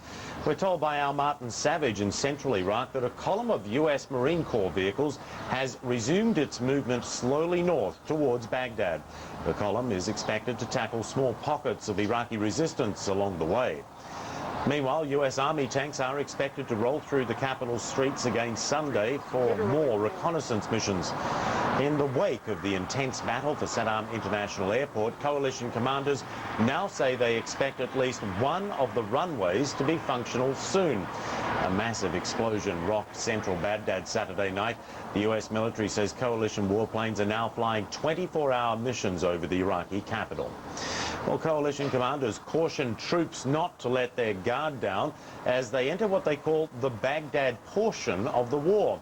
So what is the coalition's strategy as it heads for a possible showdown with President Saddam Hussein's loyalists? Joining me now from London is Richard Cobbold. He's a military analyst with the Royal United Services. Richard, good to see you again. First of all, how do you see this playing out in the next 24 hours or so, given that the past 48 hours have apparently moved so quickly?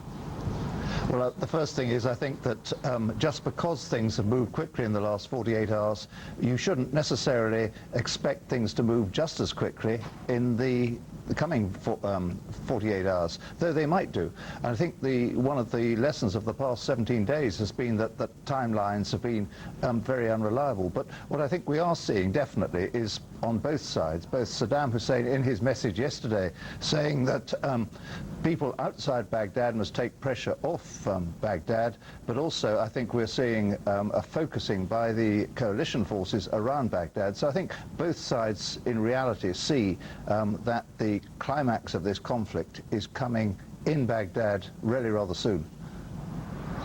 How do you see that playing out as we look here at a fairly broad map of the region over top of Baghdad? I'm curious how you see this playing out. There's been a lot of talk of street-to-street fighting. There's been talk even of a noose, if you like. Some are saying siege, and I think they're probably two different things. How do you think the Americans will handle it now that we're seeing these forays, as it were? Well, I think the first thing is that siege in the old-fashioned sense of the word, of just breaking down the resistance gradually day by day over a long period, I don't think we'll see that. I think much more likely we'll see the forays, the armed reconnaissance in strength that we saw yesterday. Very clearly that there are some roads that are very good for that sort of tactic. I think they'll be used again.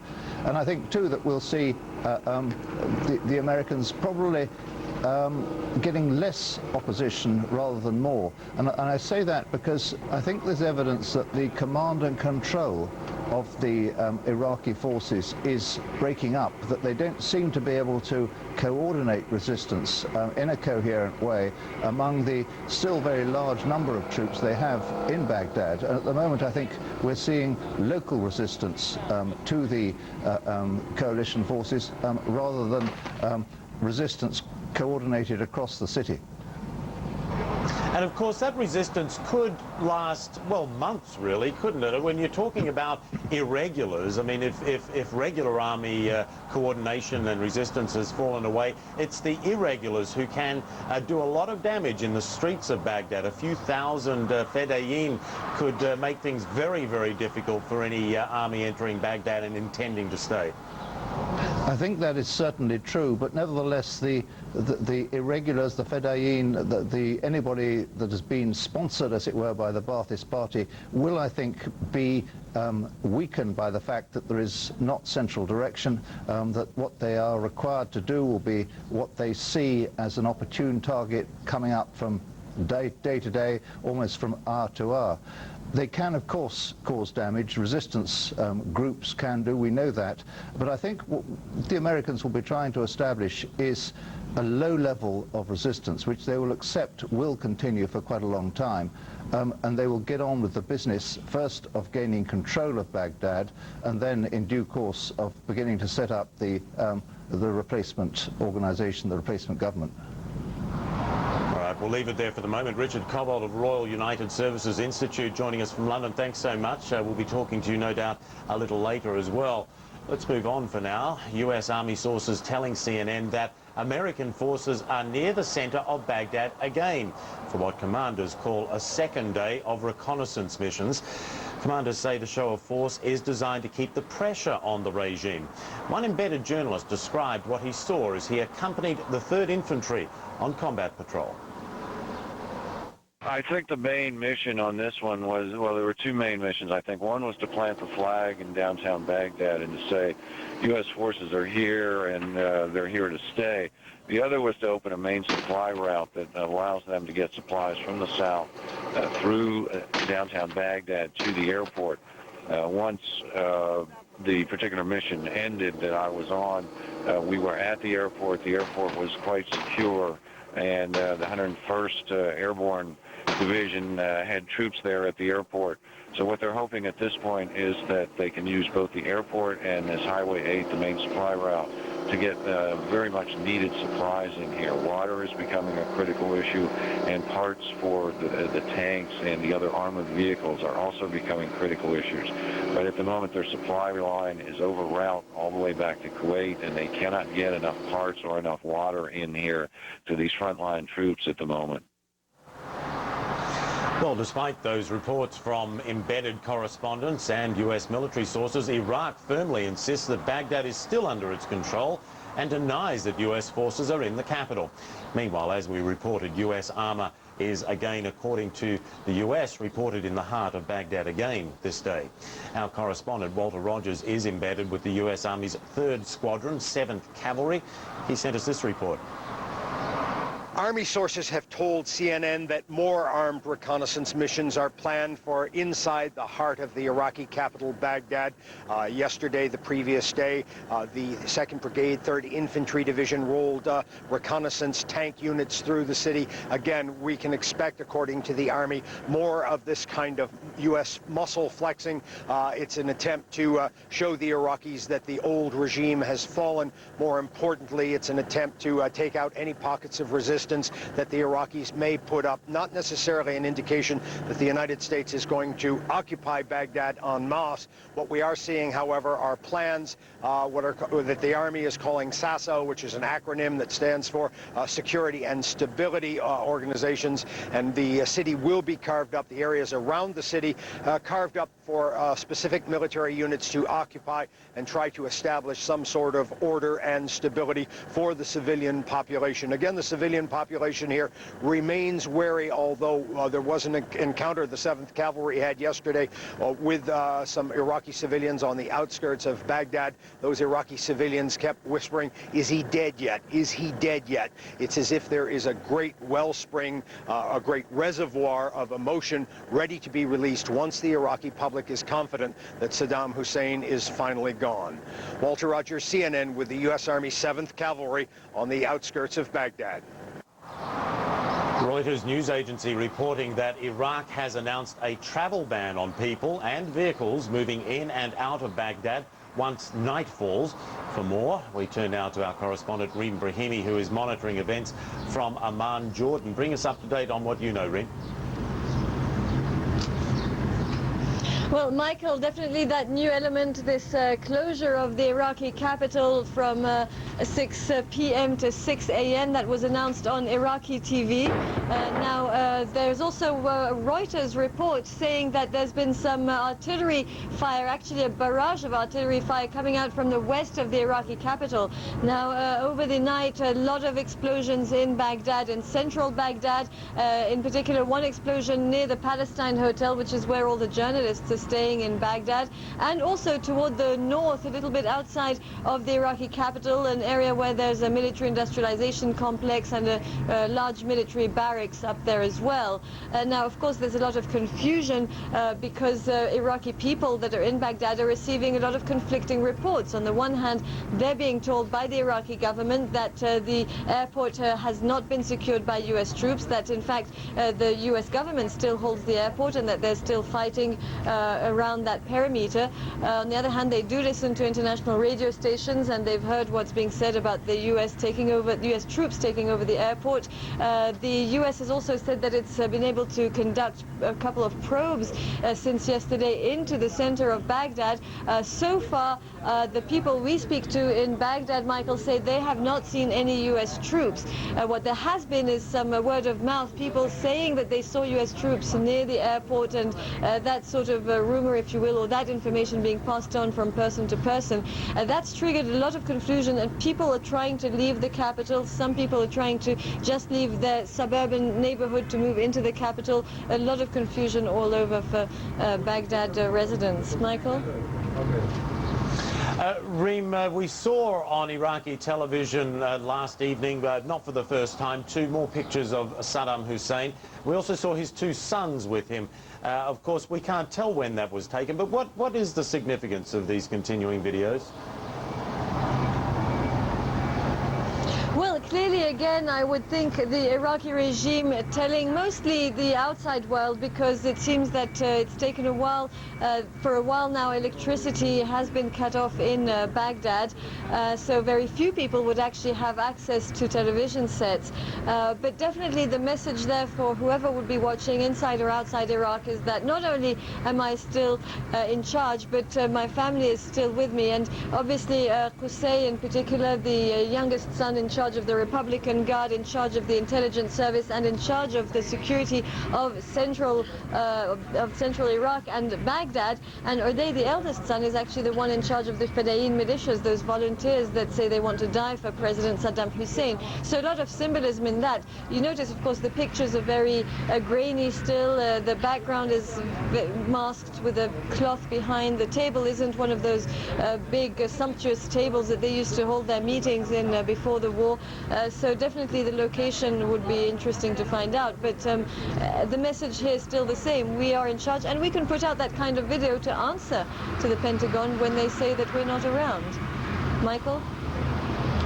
Reem, thanks. Reem Brahimi in Amman, Jordan. U.S. military commanders say they're ready to push into the capital at the time of their choosing. They say troops' probes, thus far, have been to send a message to the people of Baghdad that Saddam Hussein's grip on power is slipping away. For more now on the latest phase of the coalition campaign, we go live to Kathleen Koch at the Pentagon. Kathleen? Well, obviously, the Pentagon is reacting to this announcement by the Iraqis that they plan to shut down the city basically between 6 p.m. and 6 a.m. The Pentagon not much impressed by that. One official here saying, quote, "We will operate when we want, where we want, as we want, and will continue to do so despite the curfew." So these bold daylight forays into the city will continue as we see these columns of Bradley tanks and the Abrams tanks and the Bradley fighting vehicles apparently moving into Baghdad now for the second day in a row. So obviously not something that would be stopped remotely by a roadblock or an Iraqi soldier. The goal, of course, is not only to probe for Iraqi Republican resistance, Republican Guard resistance, but to make it clear to the regime that the U.S. military can operate with impunity anywhere within the city. Now, the city again hit hard this morning from the air, bombs falling in the central downtown area. A new strategy today, 2 U.S. warplanes in the air over Baghdad around the clock, so that if U.S. ground troops are threatened, those aircraft could call in at least 6 others, A-10s, F-16s, for support. The CENTCOM, though, is downplaying some of these predictions we're hearing from commanders in the field that this war could be wrapped up in the next few days. Victory will come. Of that there is no doubt. But this fight is far from over. As we've said, we've been able to move into the area of Baghdad City. As you look at the map of Iraq, you'll note that there are many other parts of the country where we have not yet taken control of enemy forces in that region, and so the fight will continue. The fight is far from finished in Baghdad. The general in charge of the coalition's Air Force in Iraq is saying now that from the air, U.S. forces are not spotting any large divisions of the Iraqi Republican Guard, but only small scattered groups. So some encouraging news according to U.S. military officials. And then also Lieutenant General Michael Mosley took some questions on Saturday about why the U.S. has not been able to knock out the Iraqi television broadcasting facility, and he said that they would rather deal with it popping back up again intermittently on the air than to risk numerous civilian casualties by trying to take it out altogether. Anand? Kathleen, one other thing. If the Pentagon is saying they can go, as they put it, where we want, when we want to, and as we want to, have they made any attempts to recover those, what we were told were deposits of weapons of mass destruction that are being held in Iraq? Or we were told that they had evidence that were being held in Iraq. Have they made any attempts, or what are they saying about that? Well, I think that we have seen and gotten these reports from our embedded reporters in the field that on numerous occasions the U.S. military has come upon sites that they thought could have been sites for the manufacturing of weapons of mass destruction, the storage, and they have been carefully going through those, having the items that have been found there tested, but nothing yet has come back positive. So they are looking carefully, but again, it's the same issue that the weapons inspectors have faced. The belief is that these weapons, though they exist, are very, very carefully hidden. Won't be easy to find. Thank you, Kathleen. Kathleen Kirk there at the Pentagon. Now, on the northern front, Kurdish fighters have been assisting U.S. Special Forces as they direct repeated air raids against Iraqi positions. Brent Sadler has this exclusive look at military operations in the region. The beginning of a mission to locate and destroy Saddam Hussein's forces in northern Iraq. Lightly armed but confident Iraqi Kurds combine their raw battlefield skills with high-tech American air power. Power that will soon be used by these U.S. Special Forces, preparing the ground for a carefully calculated kill. The Kurds and their American allies are gunning for the Iraqi regime in any way they can. Baghdad is 100 miles south of here. This route blocked by Iraqi army soldiers manning this ridgeline. The Iraqi Kurds have been biding their time here, awaiting the U.S. military's next move. Iraqi or Iraqi, no. Now helping them figure out the lay of the land. This is soldier Saddam Hussein.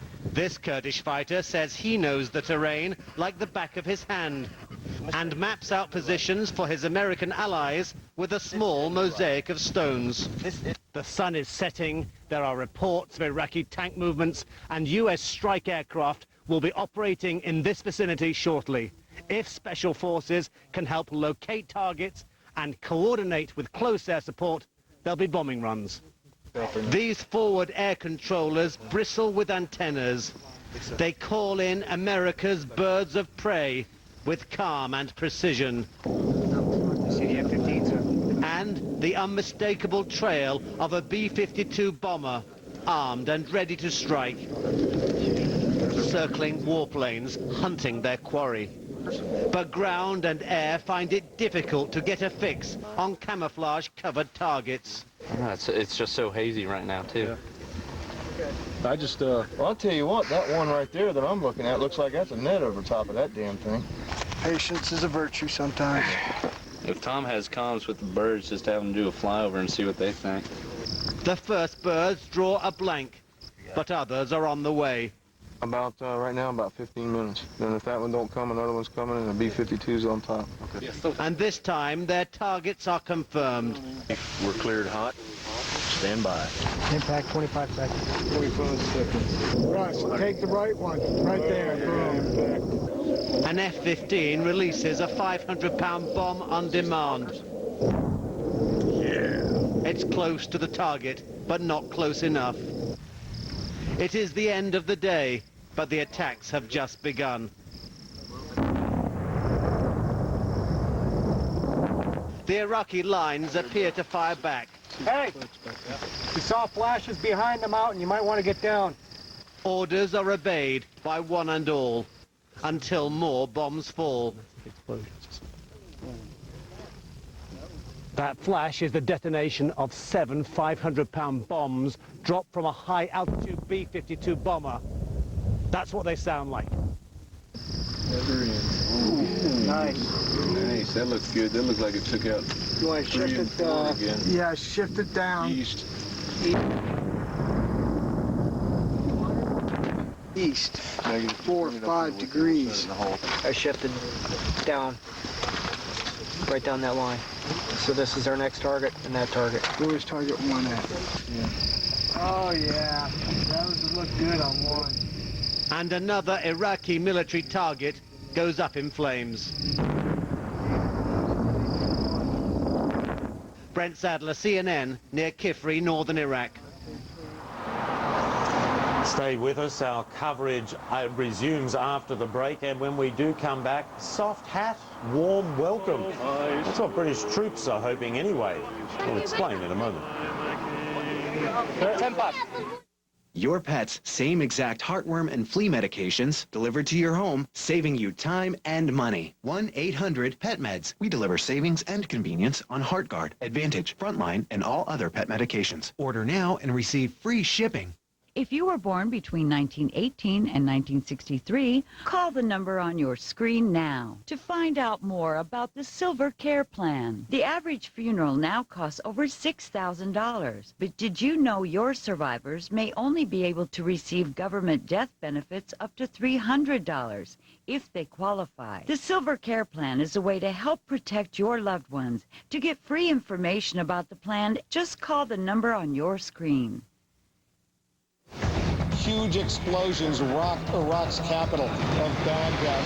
Steady parade of flames that's been going on for hours. The sky was ablaze, crisscrossed with tracer fire. It's unlike anything I have ever seen.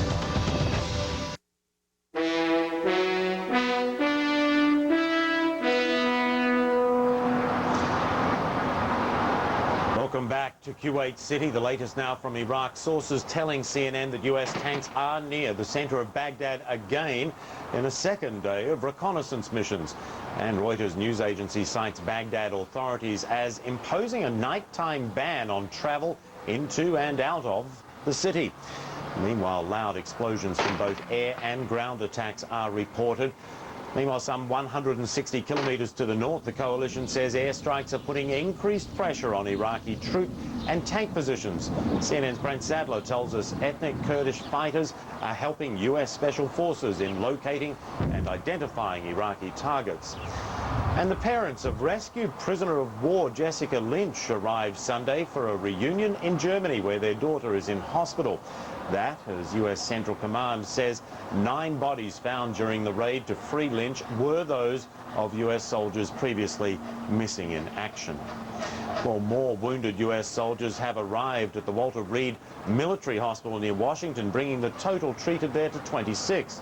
Iraq is not releasing information on its military casualties, but it says hundreds of civilians have been killed. Some estimates say above 1,200, while thousands more wounded.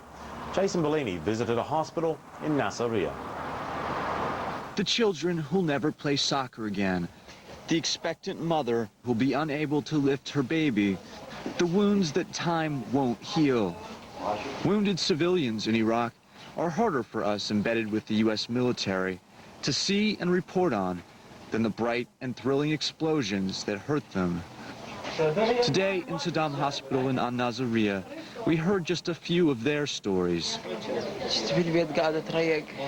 20-year-old Hyder was eating breakfast when he heard a helicopter flying overhead. Then an explosion which killed his brother, wounded his father, and made him an amputee.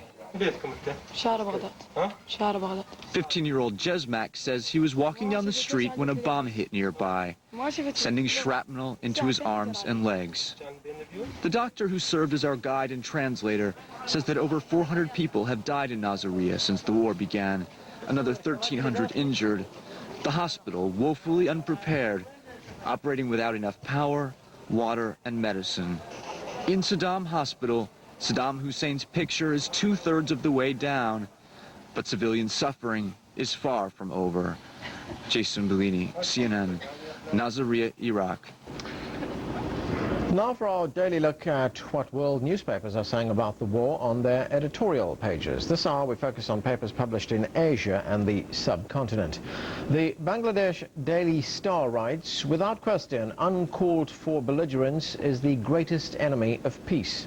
According to the Jakarta Post, as globalization grows, it becomes more important for us to honor and respect diversity instead of trying to impose an artificial, man-made unity. The Times of India says of war reporting, plentiful information has indeed been available. The problem is it's been so plentiful and contradictory that it has completely ceased to be credible. Thailand's The Nation also takes on media coverage, quote, television reporters are finding ever more baroque ways of telling us they don't know anything. There is also real courage and sincere journalistic commitment, but there isn't much journalism. As British troops focus on gaining the trust of the civilian population, one tactic involves their military attire. Tony Campion has more on that.